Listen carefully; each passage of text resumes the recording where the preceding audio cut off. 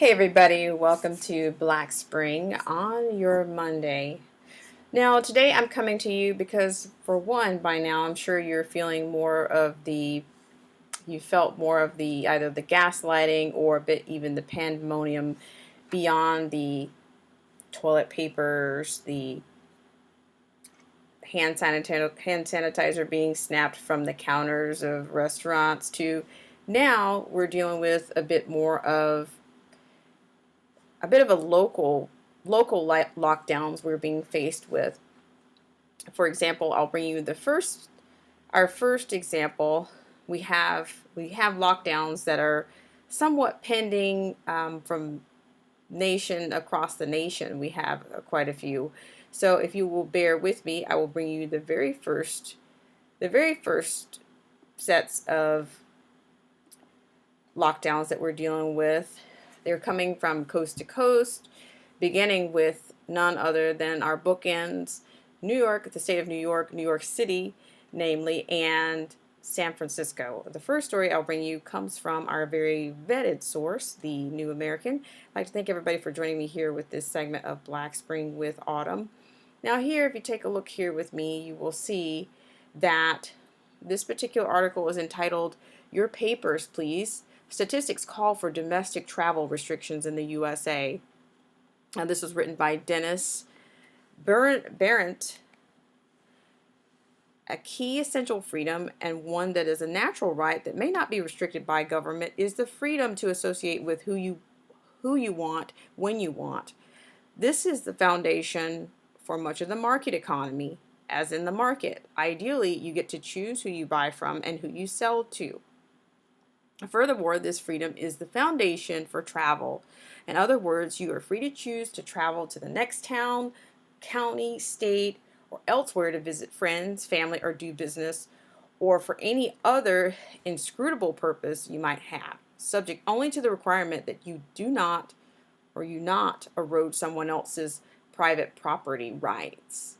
In response to the corona pandemic, statistics are eager, to put it mildly, to end your right to travel and freely associate with others. The Chinese communists set the standard for this early in the outbreak in Wuhan, but the same playbook has since been followed in Italy and is starting to be followed elsewhere in Europe. And statists in the United States are positively begging for the exact same thing here. Leading the way is New York Governor Andrew Cuomo. In a New York Times op-ed on Sunday, March 15th, the governor called for the use of military to fight the pandemic and called on the Trump administration to institute a nationwide lockdown. Calling for closings nationwide, Cuomo wrote the local closings have, quote, federal implications. If a state closes businesses, he said, quote, people typically cross state lines to look for open businesses elsewhere. If the purpose is to keep our citizens home and out of the crowded spaces, such as inconsistency in state policies, is counterproductive. There should be a uniform federal standard for when cities and states shut down commerce and schools or cancel events, end quote. Cuomo went further the next day and outright called for a national system of closures during a Monday morning appearance on Good Morning America. Quote, there has been no country that has handled this that has not nationalized, quote, Cuomo intoned. Quote, this patchwork quilt of policies doesn't work. It makes no sense for me to do something in New York and New Jersey to do something else. I close the bars and they go to New Jersey. Every state cannot come up with its own rules. You'll just have to have people going from state to state. That's the last thing we want. Set the national standards and let's live with them. Otherwise, again, you come up with this ad hoc system that's not going to work. Also calling for elements of national lockdown is Florida Governor Ron DeSantis.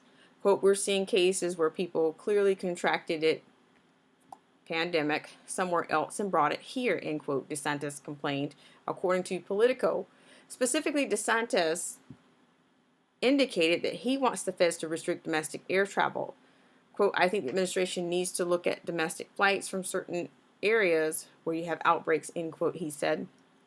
Currently, there are no plans at the federal level for domestic travel restrictions, as desired by Cuomo and DeSantis and others, though President Trump has said his administration is considering travel restrictions in the U.S., quote, specifically from certain areas, end quote.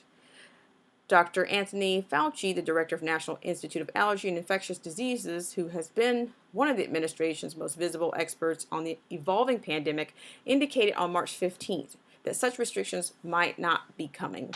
Appearing on ABC's This Week program, Dr. Fauci was asked about possible domestic travel restrictions. Quote, I mean, they've been discussed, but not seriously discussed, end quote. He said, according to The Hill, quote, I don't see that right now or in the immediate future. But remember, we are very open-minded about whatever it takes to preserve the health of the American public, end quote. As bad as COVID-19 pandemic might be, or as bad as other disease outbreaks might be in the future, just as much damage can be inflicted by the erection of tyrannical barrier on economic activity through the curtailment of individual natural rights and freedoms. If government restricts travel and commerce, the market will increasingly unable to supply goods and services to meet demand. When that happens, shortages become common. Eventually, they become debilitating. Poverty increases, and access to medicines, food, and other necessities diminish. A slippery slope is created that leads at its end to many unsavory possibilities. Tyrannical regimes have tried policies like these before in attempts to create ideological desired social orders. The results have often been a disaster, with many lamentable examples resulting in mass death and displacement of populations. Free market functions, if left alone, will keep people supplied with the goods and services they need during the crisis. Moreover, the functioning of the free market will allow scientists and companies that employ them to develop and then market treatments for the disease. A massive regulatory regime that halts all economic activity and nationalizes industry will fail in this case, as it has in every other instance that it has been tried. We can stop the pandemic, and we don't have to become the Soviet Union to do it. All right, ladies and gentlemen, that came from our very vetted source, the New American. And of course, you are always welcome to have a look at that particular excerpt on your own at your leisure. But, there are specific cities, there are very specific cities in mind that I'd like to bring to your attention on this particular segment of Black Spring with Autumn. I would like to bring those to you. Hope everybody is doing well. And I know this is a difficult time, and it's a time of uncertainty in many regards. So, for instance, we are very much looking at very specific cities. I mentioned New York City in this particular segment of Black Spring with Autumn, but also we do have some other sources that are not some other sources in which we have specifically this particular segment that I'm bringing you right now. I can show you. We have the story that comes from San Francisco, and this is a breaking news story. Now this comes from, again, the Daily Mail, which is not our vetted source, but I thought I'd just bring you some of the buzz that's out. Now it talks about the breaking news that San Francisco announces a 3-week lockdown, an actual 3-week lockdown in which, residents are banned from leaving their home after midnight on Tuesday.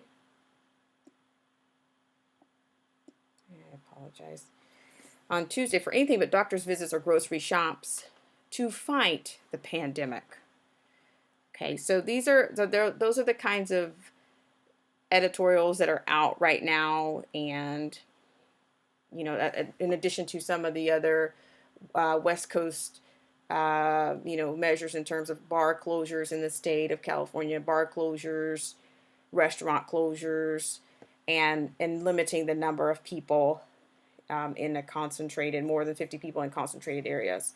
So, as always, I'd like to thank everybody for joining me here on this segment of Black Spring with Autumn. And I'm always interested in your comments, your concern, and I hope that everybody is hitting that actual subscribe bell for more updates and more, of course, panels and live streams and much more. Please let me know what you think in the comments on this particular segment of Black Spring with Autumn. I'd love to hear what you have to say.